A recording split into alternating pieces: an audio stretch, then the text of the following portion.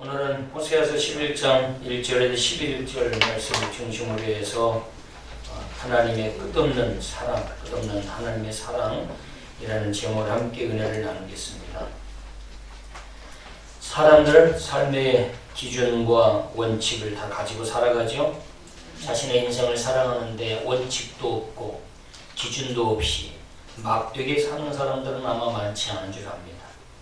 뭔가 자신의 인생의 목적 그리고 방향성을 설정하고 무엇인가 의미 있고 가치 있는 삶을 살기 위해서 치밀하게 인생 몇십 년을 설계하고 준비하고 그리고 중간중간 검증, 점검하면서 내가 정말 잘 가고 있는지 내가 잘못 가고 있는 건 아닌지를 스스로를 돌아보면서 끊임없이 후회 없는 인생을 살기 위해서 노력하고 있는 줄 압니다. 인생에 대한 방향과 목적이 없이 사는 사람은 개념이 없는 사람이다.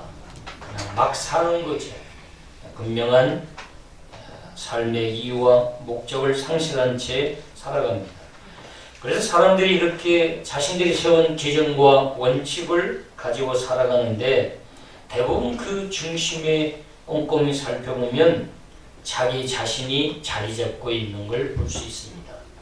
자기 자신이 중심에 있습니다. 그래서 무엇이든지 모든 게 자기 중심적인 관점으로 자기 관점으로 해석하고 또 판단하고 가능하면서 살아갑니다. 인간관계도 마찬가지입니다. 그 중심에 자기 자신이 있어서 자기가 원하는 대로 반응해주지 않고 따라오지 않으면 상대방에 대해서 섭섭함 또 서운함을 가지고 때로는 등을 돌리고 관계를 단절해 버리는 경우도 참 많습니다. 그것이 바로 중심에 자기 자신이 세운 원칙, 자기의 생각, 나름대로의 자기의 소신이라고 판단하고 살아가는 거죠.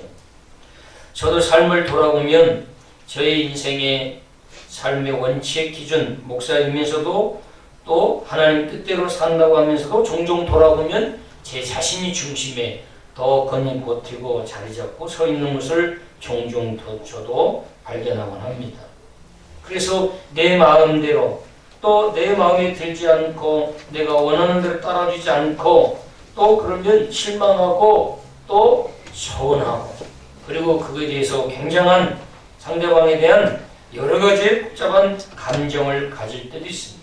더 나아가서 내가 원하는 대로 따라주지 않으면 화가 나기도 하고 또 심지어는 보기도 싫고 더 이상 만나고 싶지도 않은 감정을 가지고 있을 때도 있습니다. 때는 나에게 피해도 주고 모욕감을 주기도 하고 수치도 주고 또 오해를 하기도 하고 여러 가지 이유들을 우리에게 가져다 주기도 합니다. 그래서 우리는 그런 사람을 두 번 다시 만나고 싶지도 않고 함께하고 싶지도 않고 심지어 그들을 향해서 우리는 마음을 닫아버리고 더 이상 관계할 수 없는 사람으로 치부해버립니다. 우리가 가정이나 교회나 회사, 사회생활에서도 마찬가지죠. 교회 안에서도 우리가 서로 신앙생활을 하면서도 때로는 우리 각자 서로가 상대방을 때로는 화나게 할 때도 종종 있습니다. 때로는 실망시키는 경우도 있고요. 그래서 우리 자신들이 함께 신앙생활을 하면서도 서로에 대해서 상처를 받는 경우도 있고 또 어떤 사람은 성품적으로, 성격적으로 너무 주관이 독특하고 자기 개성이 독특해서 독불장군식으로 자기 자신들이 자기 중심적으로 살아가고 있는 사람들도 참 많습니다. 그럼 우리는 이런 사람들을 어떻게 대해야 할지 내 마음에 들지 않고 내가 원하는 대로 반응해주지 않고 따라오지 않는 사람들을 향해서 나는 어떻게 행동해야 될 것인가. 오늘 성경이 우리에게 던져주는 핵심 메시지입니다. 우리가 인생을 살아가다 보면 가까이 있는 아내, 배우자부터 자녀들, 심지어 신앙생활은 우리 교우들, 또 사회생활을 하다 보면 직장 동료, 여러 또 선후배 인간관계 속에서 내 마음에 들지 않고 내 생각대로 따라주지 않는 그들을 향해서 과연 우리가 정죄하고 비난하고 마음을 닫아버리고 등을 돌리고 두 번 다시 만나지 말아야지라고 결단하고 그들에게서 완전히 관계를 단절하고 살아가야 할 것인지, 과연 그리스도인으로서 인간관계를 우리가 맺고 살아가면서 우리의 올바른 태도는 과연 무엇인가? 오늘 이 본문 속에서 우리에게 해답을 주고 있습니다. 자, 지금 오늘 본문을 보면 이스라엘 백성들의 모습을 보면 비슷한 상황입니다. 이들이 하나님께 대하는 이스라엘의 행동을 보면은 한심하기도 하고 답답하기도 하고, 하나님 편에서 보면 이들이 너무 괘씸하고 화가 나기도 하고 실망하기도 하고, 하나님 편에서 보면 그렇습니다. 그래서 하나님이 이들을 향해서 모든 관계를 단절하고 결국은 심판해야 하는 극단적인 상황에 놓여 있어요. 우리도 결국에는 인간관계에서 너무나도 나에 대한 실망, 그리고 또 상처를 주기도 해서 우리가 마음을 닫아버리고 두 번 다시 만나지 말고 관계 단절하고 멀리하는 것이, 그것이 올바른 모습인지 아닌지, 과연 하나님은 그런 자들에 대해서 어떻게 하나님은 오늘 본문 속에 어떤 모습으로 나타나 있는지를 우리 같이 한번 살펴봤으면 좋겠습니다. 자, 2절을 한번 보실까요? 11장, 호세아서 11장 2절. 호세아서 1장에서 14장의 전체적인 당시의 시대적인 상황은 지난 주일에도 제가 설교했기 때문에 어떤 상황인가 다시 설명하지 않아도 여러분 잘 이해하리라 믿습니다. 오늘 2절에 보면은 이스라엘 백성들의 모습이 하나님께 대해서 어떤 상황이냐, 2절 보면 선지자들이 그들을 부를수록 그들은 어떻게? 점점 멀리 하고 그랬어요. 이들은 선지자들이, 하나님이 보낸 선지자들의 그들을 하나님께로 인도하고 부르면 부를수록 그들은 점점 더 하나님을 멀리하고 선지자들을 피했다는 거예요. 더 멀어졌다는 거예요. 점점 하나님이 부르고 다가가면 가까이 와야 되는데 점점 하나님께 멀어졌다는 거예요. 우리가 그런 경우 있죠. 우리가 전도하고 하면 오히려 더 멀어지고 나를 피하고 그리고 전화도 받지 않고 이런 경우 있지 않나요? 하나님도 마찬가지예요. 하나님이 선지자를 통해서 내 백성들을 좀 더 가까이 부르면 그들이 따라와야 되는데 점점점 하나님을 오히려 더 멀리하는 현상이 나타났다. 그리고 그 뒤에 보면 두 번째로 어떤 모습이에요? 2절 보면 바알들에게 제사하며 가로 새긴 우상 앞에서 분향하였느니라. 하나님이 부르면 부를수록 이들은 더 누구에게로 가까이 갔다는 거예요? 바알 우상 앞으로 더 가까이 갔다는 거예요. 하나님께로 가까이 와야 할 내 백성이 부르면 부를수록 세상을 향해서 더 가까이 가고 심지어는 우상 앞으로 더 가까이 갔다는 거예요. 기가 막히죠. 이런 자들 어떻게? 다 쓸어버려야지. 하나님 말 안 듣고 불평하고 하나님을 멀리하고 불순종하니까 다 심판해버려요. 그죠? 하나님이 그냥 싹 쓸어서 전쟁을 일으켜서 죽이든지 다 죽여야 되죠? 아니요. 자, 3절 보겠습니다. 3절 보면 또 이스라엘 백성들의 모습이 어떤지. 3절 보면 그러나 내가 에브라임은 북이스라엘을 이야기하고 있는 거예요. 에브라임에게 뭘 가르치고? 걸음을 가르쳤어요. 일어서서 스스로 걷도록 손을 붙잡아주고 넘어질까 같이 허리를 굽혀서 띄우띄우 걸으면 넘어지지 않도록 손을 뻗쳐서 이렇게 보호하면서 걸음을 가르치는 거예요. 넘어지면 머리가 다치고 얼굴이 다치니까 넘어지지 않도록 손으로 이렇게 뻗어서 이제 넘어지면 다칠 자세를 취하면서 그렇게 가르쳤어요. 그래서 내 팔로 어떻게 했대? 안았음에도 불구하고 내가 그들을 고치는 줄을 그들은 어떻게 알지 못하였노라. 하나님은 이스라엘 백성들을 걸음을 가르치고 그리고 넘어지면 다치지 않도록 팔을 뻗어서 안을 준비를 하고 넘어지면 순간 끌어안아서 다치지 않도록 그렇게 사랑해서 내 아들처럼 그렇게 돌보고 세우려고 바르게 세우려고 했는데도 이스라엘 백성들은 알았대 몰랐대? 알지 못해. 그 선지자들을 하나님이 보내서 그들을 통해서 걸음을 가르치고 하나님 말씀을 주어서 그들의 하나님 말씀 듣고 인생의 진정한 올바른 방향과 목표, 목적을 설정하고 하나님께 영광 돌리며 살도록 이끌었는데도 그들은 그 선지자들을 알지 못했다. 그 선지자들을 알지 못했다. 그리고 심지어 거기에 관심도 두지 않았다는 거예요.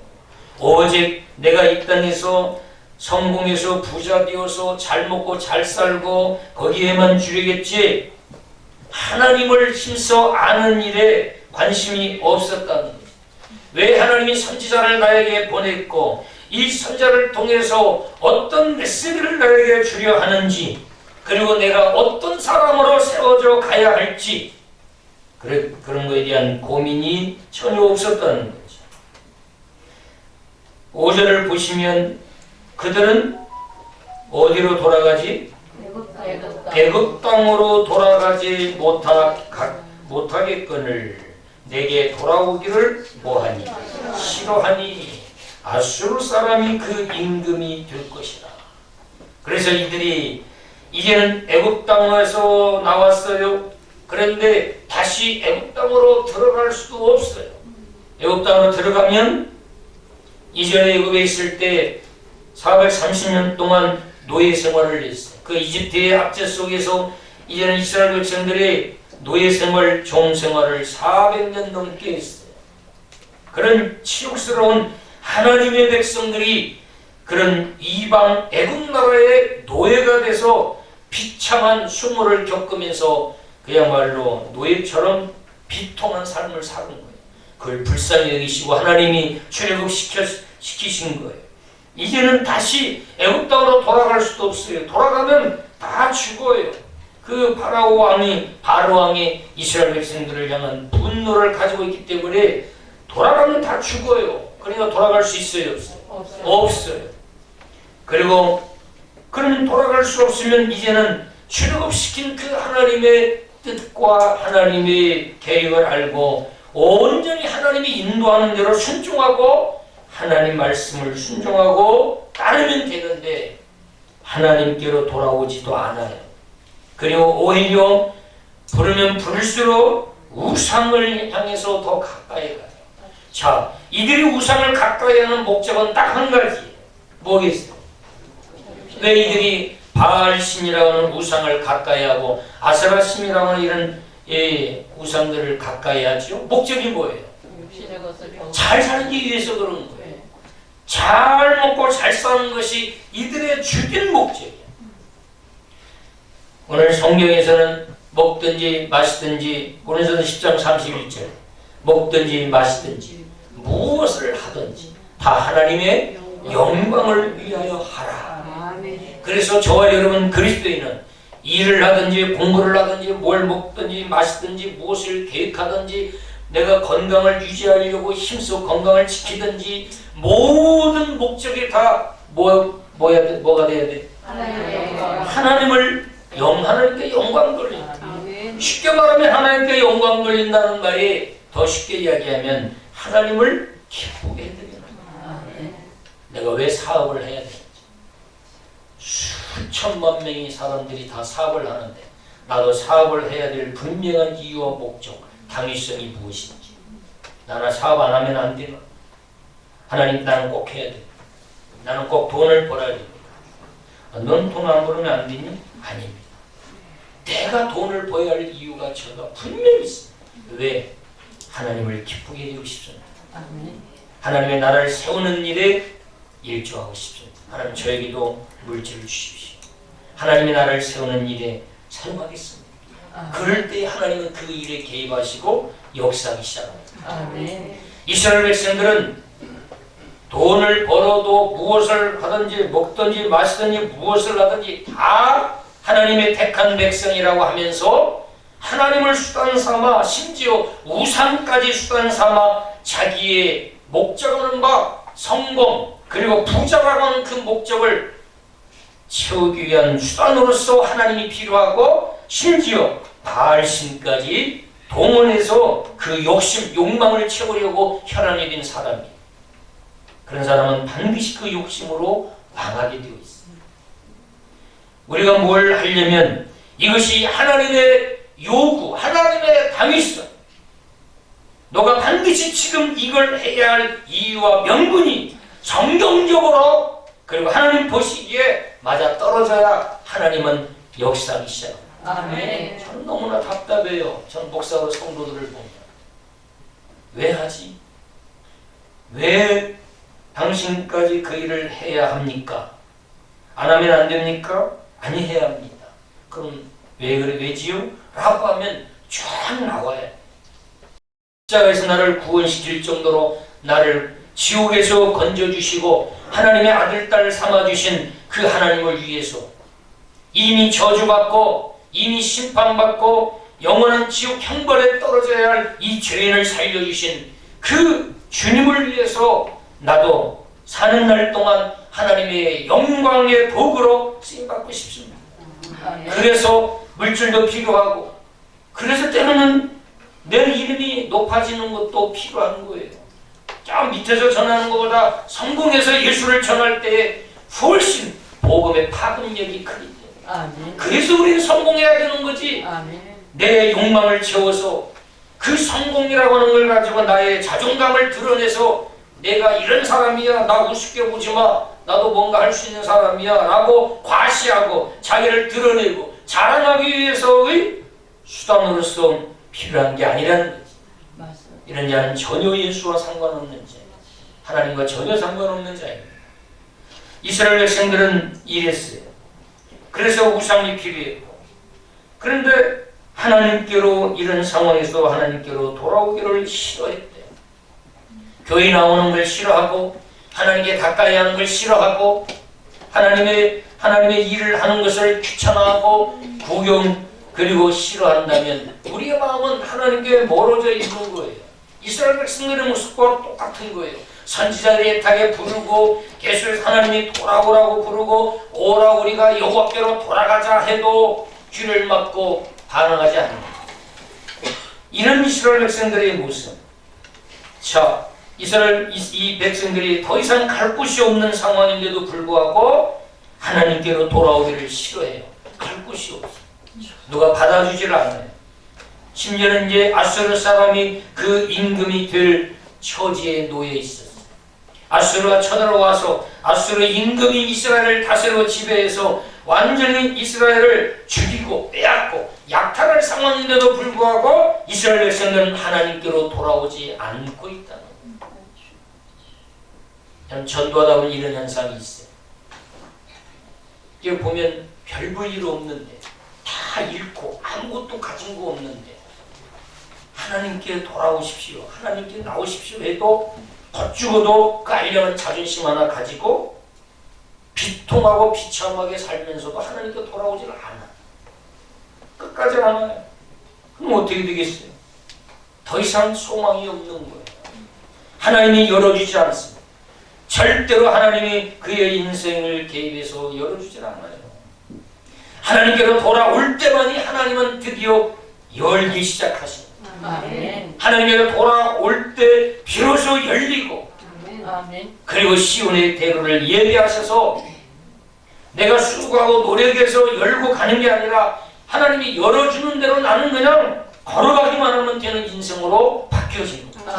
이스라엘 백성들이 더 이상 갈 곳이 없어요. 그런데도 하나님께로 돌아오기를 싫어하고 있어요. 7절에 보니까 7절 보면 내 백성이 누가? 내 백성이 이렇게 고집부리고 하나님께 돌아오기를 싫어하고 부르면 부를수록 세상으로 더 오기 부리면서 세상을 향해서 더 가까이 가고 심지어 우상까지 끌어들여서 우상 앞에 가면 우상이 잘 먹고 잘 살고 풍요롭게 될 줄 알고 심지어 자기 인생에 우상까지 끌어들여서 영적인 음란 행위를 하고 있는 거죠. 하나님을 섬긴다고 하면서도 적당히 세상에 한 발을 걸쳐놓고 영적인 간음을 행하고 이스라엘 백성들이 우상 노름을 하면서 이렇게 하나님을 멀리하고 있어요. 이 정도 되면 이스라엘 백성들 어떻게 해야 될까? 완전히 그냥 저주에서 멸망해서 지옥 형벌로 그냥 내쳐도 싸지요? 그죠? 아니에요? 7절 한번 보세요. 7절. 내 백성이 끝끝내 내게서 물러가나니 끝끝내 내게서 물러가나니 하나님이 그렇게 어렸을 때 아기처럼 걸음을 가르치고 두 손으로 넘어져 다칠까봐 끌어안고 그렇게 해서 키우고 인도하고 먹을 걸 앞에다 갖다 주고 그렇게 키웠는데도 불구하고 이스라엘 백성들은 하나님을 부르면 부를수록 멀리하고 있다는 거예요. 끝끝내 내게서 물러갔대. 고집부려 끝까지 하나님께로 돌아오지 않고 끝끝내 하나님을 멀리하고 교만 완악했다는 거죠. 4절 보면 이렇게 또 표현해요. 내가 사랑의 줄 곧 사랑의 줄로 그들을 이끌었고 그들에 대하여 그 목에서 멍에를 벗기는 자같이 뛰었으며 그들 앞에서 뭘 두었다? 먹을 걸 두었다. 그런데도 끝끝내 하나님께로 돌아오지 않고 물러섰다. 그러면서 7절 보면 비록 그들을 불러 위에 계신 이에게로 돌아오라 할지라도 그들을 불러서 위에 계신 이가 누구예요? 하나님이죠. 하나님께로 돌아오라. 제발 하나님께로 돌아와라. 제발 예수 믿고 내가 만난 예수 당신도 믿고 나처럼 이렇게 구원받고 감사하고 행복하게 살았으면 좋겠다 라고 애절한 마음으로 그렇게 끝까지 호소하고 그렇게 이야기해도 그들의 어떻게 반응이에요? 돌아오라 할지라도 일어나는 자가 그러니까 이 당시에 지금 북이스라엘과 남유다의 영적 상태가 얼마나 타락하고 혼탁해져 있는 이렇게 이야기하면 한 명이라도 일어서서 장로님이 일어서든지 권사님이 일어서든지 집사님이 일어서든지 아니면 청년들이 일어서서 맞습니다. 우리가 이렇게 영적으로 타락해가지고 되겠습니까? 다시 한번 우리가 힘을 내서 일어섭시다. 일어서서 다시 한번 기도의 불을 붙이고 아멘. 다시 한번 전도의 불을 붙이고 아멘. 말씀 운동을 일으켜서 다시금 미스바의 회개 운동처럼 다시 한번 우리가 일어서서 힘을 한번 내봅시다. 아멘. 자꾸만 과거 것만 들춰내서 우리가 회개하지 말고 이제는 미래를 향해서 이제는 모든 걸 내려놓고 다시 여기서부터 힘차게 일어서서 손에 손을 맞잡고 한번 격려하고 이끌어주고 밀면서 다시 한번 힘을 내서 시작해봅시다. 아멘. 이렇게 하는 사람이 한 명이라도 일어나 있어야 되는데 한 명도. 가정이 영적으로 흔들리고 가정이 영적으로 혼탁해져 갈 때 가정에서도 한 명이라도 깨어서 우리가 이러면 안 되겠다. 우리가 새벽 기도라도 작정하고 기도하자. 야, 이러면 안 되겠다. 다시 가정 예배를 회복하자. 이런 사람들이 하나라도 나타나야 되는데 이렇게 선지자들을 보내서 독려하고 권면해도 한 사람도 일어서는 사람이 없다. 여러분 이 정도 되면 우리라면 저와 여러분이라면 어떻게 반응하겠어요? 지쳐서 포기하든지 아니면 다시는 너하고 상관하지 않겠다. 내 앞에 나타나지는 않아. 그 정도 아마 사람이라면 그렇게 될 거예요. 이렇게 힘쓰고 애쓰고 이렇게 다가가서 밥도 사줘보고 이렇게 또 달래도 보고 이렇게 선물도 줘보고 이렇게 했는데도 불구하고 여전히 돌아오지 않고 그러면 다 포기할 거예요. 아니면 하나님이 이스라엘 백성들이 이 정도라면 하나님이 싹스로 저주해요. 전쟁을 일으키고 기근을 일으키고 전염병을 일으켜서 다 하나님이 심판해서 다 멸망시켜버려야 되는 거 아니에요? 그래야 아니에요. 하나님도 더 이상 이스라엘 백성들 향해서 포기해야 되잖아요. 그죠? 이 정도 돼요. 그런데 한번 보겠습니다.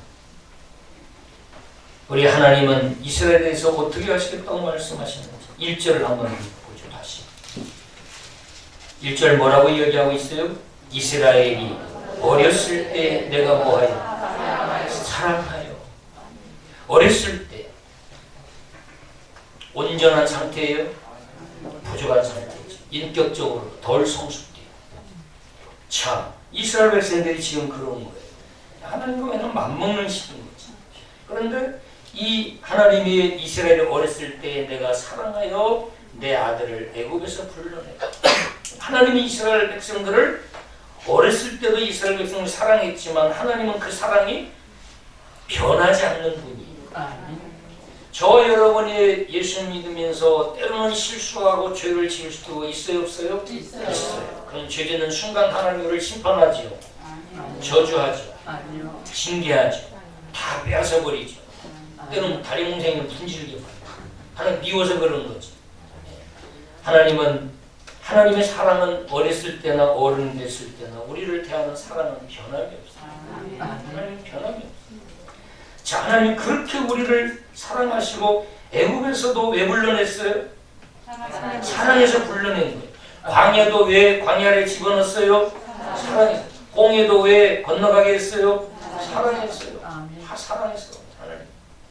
자, 4절을 한번 보세요. 아까도 말씀드렸지만 하나님은 이렇게 말 안 듣고 뺀질거리는 이스라엘 백성들 향해서 뺀질뺀질대고 부르면 살살 눈치 보고 적당히 피해서 살살 피해 다니고 그러면서 적당히 예수 믿는 형식과 모양은 갖추고 이런 뺀질이들 이스라엘 백성들이죠. 이들을 향해서 하나님은 뭐라고 얘기해요? 4절도 보면 자, 그 목에서 멍에를 벗기는 자같이 되었습니다. 그들 앞에서 무엇을 또 두었대? 먹을 것을 두었다. 이것이 4절 사람의 줄 곧 사랑의 줄로 그들을 이끌었고 하나님은 이런 이스라엘 백성들을 미워하고 저주하고 심판하지 않고 멸망시키지 않고 여전히 끝까지 하나님은 그들 앞에 먹을 것을 가져다주고 목에 맨 멍에를 벗겨주는 일을 하나님은 변함없이 지금까지 해오고 있다. 저와 여러분도 마찬가지입니다. 우리가 예수 믿으면서 우리가 정말로 하나님 앞에 뜨겁게 사랑하는 마음으로 나의 모든 지정이 전경을 바쳐서 하나님을 정말로 뜨겁게 감정적으로 눈물이 흘리면서까지 하나님의 사랑을 기억하면서 그렇게 내 육신과 모든 일을 하나님께 초점을 맞추고 헌신하고 그런 때가 다 있었죠. 네. 하나님 앞에 그런 때도 있었지만 반대로 하나님 보시기에 정말 내가 그리스도인으로서 합당하지 않은 생각, 그런 마음가짐, 그런 행동, 태도, 그런 말들을 우리가 하면서도 우리가 쭉 살아왔는데 그래도 하나님은 나를 여전히 사랑해 주시고 지켜보시고 용서하시고 지금까지 하나님이 나를 버리지 아니하고 기다려 주고 계십니다. 아멘. 그 다음 한번 보시면 그 8절을 한번 보세요. 이런 이스라엘 백성들 하나님이 심판하고 다 저주에도 시원찮은 이들을 향해서 8절 보면 같이 한번 읽어보겠습니다. 시작. 에브라임이여 내가 어찌 너를 놓겠느냐 이스라엘이여 내가 어찌 너를 버리겠느냐 내가 어찌 너를 아드나같이 놓겠느냐 어찌 너를 수부인같이 두겠느냐 내 마음이 내 속에서 돌이키어 나의 긍휼이 온전히 불물 듯 하도다. 아멘. 제가 설교 준비하면서 이 말씀을 묵상하는데 나도 모르게 그냥 눈물이 났어요. 어찌하여 변호 너를 놓겠느냐 변호야 내가 너를 어찌 버리겠느냐 내가 어찌 너를 아드마같이 또 스부인같이 두겠느냐 너를 향한 내 마음속에서 너를 향한 돌이키어 내 속에 돌이키어 너를 미워하고 심판할 그런 심판 징계 그것이 오히려 바뀌어서 긍휼이 온전히 내 안에서 불릴 듯하다. 하나님이 나를 사랑하는데 이렇게 심판받고 이렇게 영적으로 뺀질거리고 적당 예수 믿는 모양과 형식만 갖춰서 그럴듯하게 그리스도인인 것처럼 살아가고 있는 이 이스라엘 백성들을 향해서 다 그냥 심판해버리고 새로운 자를 구원시켜서 내가 그들을 데리고 하는 것이 더 편하겠다고 하면서 심판하지 아니하시고 하나님은 이런 부르면 우상으로 더 가까이 가고 더 하나님을 싫다고 멀리하는 이들을 향해서 하나님 뭐라고 얘기하느냐 어찌하여 내가 너를 놓겠느냐 이 말은 절대로 너를 내가 포기하지 않겠다 절대로 내가 너를 놓지 않겠다 그리고 어떤 일이 있더라도 내가 너는 버리지 않겠다 아멘. 내가 너는 절대로 내가 버리지 않겠다. 이 말은 뭐냐? 반드시 내가 너와 함께하고 반드시 너를 지켜주고 아멘. 반드시 너를 통해서 하나님의 나라가 세워지는 도구로 너를 세우고 내가 너와 함께하겠다. 아멘. 하나님의 큰 사랑의 의지를 보여주는 거예요. 아멘. 그것이 더 심지어 그 하반절에 아드마가 진국했느냐 너를 스고인같이 죽였느냐. 자, 소돔 당시에 그 팔레스타인 이방의 사례를 중심으로 해서 자, 소돔, 고모라, 여기 아드마, 스보임, 소알 이 5대 왕이 하나의 연합국을 형성해서 지내고 있었어. 근데 이들 안에서 전부 다 음란이 판을 치고 동성애가 판을 치고 그리고 우상이 난무했던 곳이에요. 그래서 소돔과 고모라가 하늘에서 유황불이 내려서 소돔과 고모라 도시를 완전히 불태워서 심판하실 때 다 그때 이 5개 나라가 같이 다 심판당했어요. 여기 아드마와 스보임도 하나님께 다 하늘에서 유황불이 내려서 다 이 음란과 우상 때문에 다 심판했어요. 그러니까 하나님이 너희 이스라엘은 내가 소돔, 고모라, 아드마, 스보임, 소알처럼 완전히 하늘에서 유황불을 내려서 심판하도록 절대로 내가 너희들을 버리지 않겠다. 아멘. 너희들은 그렇게 심판하지 않겠다. 너희들은 내가 지켜주겠다. 아멘. 그러면서 내 마음이 내 속에서 돌이켜 나의 긍휼이 나의 사랑이 온전히 불붙듯 하도다. 아멘. 하나님이 저와 여러분에 대한 사랑이 하나님이 마음속에서 그 사랑이 불붙듯이 불타올랐어요. 그 하나님의 사랑이 그것을 어디서 우리는 발견할 수 있어요? 하나님이 나를 향해서 이렇게 불붙듯 사랑하는 것을 어디서 우리는 발견할 수 있어요? 십자가에서 발견할 수 있어요. 그래서 우리는 십자가를 보는 순간 하나님이 나를 얼마나 사랑하시는가. 아멘. 도대체 김변호 목사 너만큼은 절대로 너는 지옥 가면 안 된다. 너는 반드시 살아서 죄 없이 내가 다 용서해서 거룩하고 깨끗하고 성전한 자가 만들어서 영원토록 너와 함께 살 거야. 아멘. 하나님 저는 그런 자격이 못 돼요. 하나님 저는 죄인 중에 죄인이 아니야. 괜찮아. 내가 대신 예수 그리스도를 보내서 예수 그리스도를 통해서 너의 모든 죄를 내가 다 용서할 거야. 그리고 너를 깨끗하게 해서 영원토록 천국에서 너와 함께 살 거야. 아멘. 하나님 저는 그런 자가 될 수 없어요. 저는 부끄러워요. 아니야, 괜찮아. 그 하나님의 사랑을 우린 십자가에서 발견하는 거예요. 아멘. 십자가 이어링하고 그 목걸이하고 다니는 액세서리 정도로 십자가가 아니라 십자가는 예수님 하나님 자신이 나를 온전히 구원하기 위해서 십자가에서 모든 걸 다 나를 구원하려고 내어주신 결정지, 사랑의 결정지. 아멘. 불듯 일어난 그 하나님의 사랑이 십자가에서 완전히 완성된 거예요. 아멘. 그 십자가에서. 그 십자가가 없다면 우리는 구원은 없다. 그 십자가가 없었다면 우리는 다 지옥입니다. 십자가가 없었다면 우리는 하나님 앞에 나갈 수가 없어요. 그래서 십자가를 모르는 자는 성도가 아니에요. 십자가가 없는 성도는 성도가 아닙니다. 직분이 목사랄지라도 우리가 장로, 권사, 집사랄지라도 십자가를 모르는 자는 성도가 될 수 없어요. 십자가 모르는 자들이 하나님의 일을 감당할 수가 없습니다. 십자가 모르는 자들에게 하나님의 일을 맡기면 안 됩니다. 결국 그것이 자기 의가 되고 자기 자랑이 되고 자기를 내세우는 교만이 되니까 하나님의 일은 십자가 있는 사람들이 감당해야 됩니다. 아멘. 십자가 없는 사람들은 하나님의 일을 해놓고도 다 자기가 했다고 내가 했다 내가 이렇게 내가가 우상이 되고 내가가 주인이 되는 거죠. 십자가가 있는 사람은 어디에도 내 이름을 남겨놓지 않습니다. 십자가가 있는 사람은 자기를 드러내고 자기를 과시하고 자기 이름을 앞세우지 않습니다. 십자가 있는 사람은 예수 그리스도 이름을 앞세우죠. 아멘. 내가 한 게 아니라 주님이 하셨습니다. 아멘. 저는 그냥 종으로 심부름하고 쓰임 받았을 뿐입니다. 주님이 하셨습니다. 이것이 진짜 예수 그리스도를 만난 자의 참 모습이죠. 아멘. 예수님이 우리 주님의 마음이 불릴 듯 해서 우리를 구원해 주신 게 바로 십자가예요. 아멘. 그래서 우리 십자가를 보면서 도대체 내가 무엇이 간데 그냥 지옥 가도 되도록 버려둬도 되는데 왜 버리지 않으시고 친히 주님이 나를 대신 십자가에 못 박아 죽어주셨다.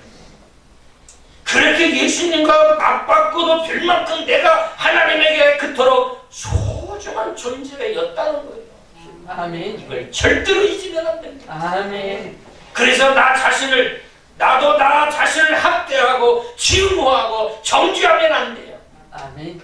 왜? 하나님도 나를 인정하고 하나님도 나를 택해서 지금도 나와 함께 해주고 있습니다. 아멘. 하나님이 인정하는 자예요. 하나님이 소중하고 하나님이 존귀하다고 여기는 존재예요. 저와 여러분이. 아멘. 우리가 때는 겸손해야지만 자신을 학대할 정도로 비하시키면 안 된다. 저와 여러분 소중한 자입니다. 아멘. 예수님이 십자가에서 자신과 맞바꿀 정도로 소중하게 그리고 그토록 사랑하는 자예요. 아멘. 그래서 여러분 사람들을 인해서 사랑받지 못해서 외면당한다고 실망하지 마세요.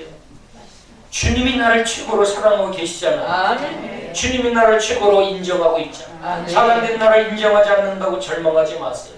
주님이 나를 최고로 인정해주고 있잖아요. 아멘.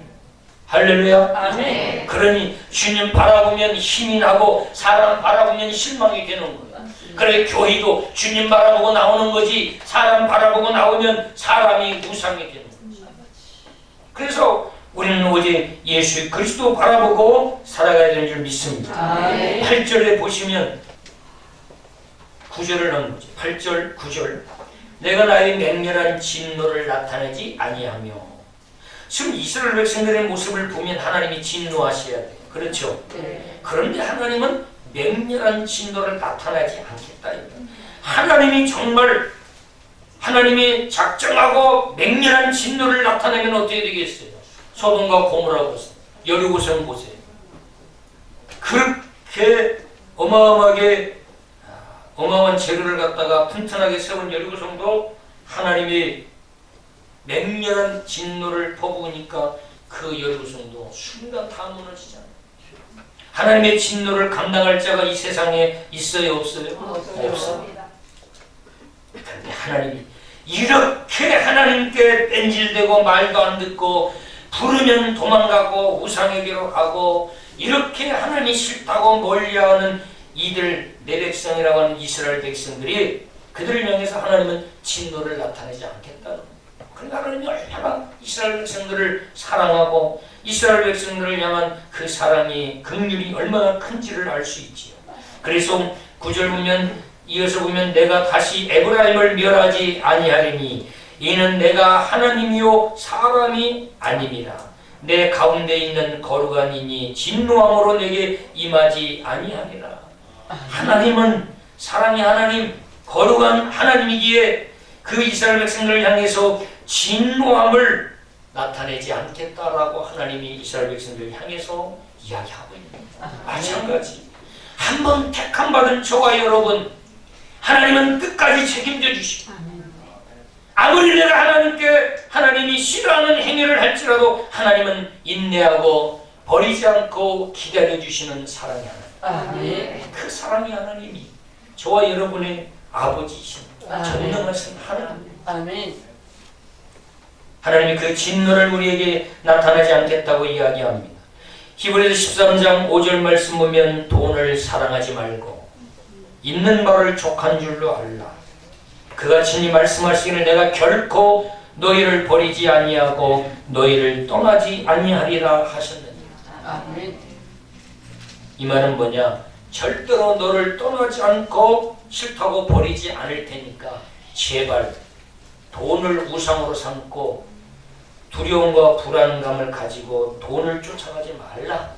하느님 내가 다 너희들 먹을 거 책임져 줄게. 이 말. 그래서 돈을 사랑하지 말라. 아멘. 절대로 돈을 사랑하지 말라고 얘기하는 거예요. 이사야 41장 9절도 보면 내가 땅 끝에서 너를 붙들며 땅 모퉁이에서부터 너를 부르고 내게 이르기를 너는 나의 종이라. 내가 너를 택하고 싫어하여 버리지 아니하였다 하였노라. 아멘. 하나님은 택한 자를 싫다고 버리지 않고 끝까지 지켜주시고 용서하시고 아멘. 기다려주시고 아멘. 참아주시고 아멘. 변함없이 지속해서 사랑해 주실 걸 우리에게 약속해 주셨습니다. 아멘. 자, 그렇다고 해서 막되게 살면 돼요? 아멘. 막 죄짓고? 아멘. 11절 보시면 11절을 보시면 그들은 애굽에서부터 새같이 아수르에서부터 비둘기같이 떨며 오리니 내가 그들을 그들의 집에 머물게 하리라. 나 여호와의 말이니라. 아멘. 하나님이 도와주지 않으면 이들 집을 다 아수르에게 빼앗기고 애굽에 빼앗겨서 집도 없는 그야말로 완전히 거리에 나서는 그런 비참한 존재가 될 거예요. 그런데 하나님이 아수르에서부터 비둘기같이 다 모든 것에서 하나님이 지켜주시고 보호해 주셔서 계속해서 그들의 집에서 머물러 살도록 하나님이 보호해 주시겠다. 아멘. 그런데 여기 보면요, 무서운 얘기가 나왔어요. 10절에 보면 그들은 사자처럼 소리를 내시는 누구? 여호와를 따를 것이다. 그들이 누구라는 거예요? 이스라엘 백성들이 하나님이 사자처럼 소리를 내시는 여호와를 따를 때가 있다. 하나님이 그렇게 기다리고 하나님의 선지자를 보내서 돌아오라고 이야기해도 이야기를 듣지 않으실 때에 하나님은 급기에 그 이스라엘 백성들을 향해서 뭐 할 때가 온다는 거예요. 사자처럼 어떻게? 소리를 내실 때가 있다.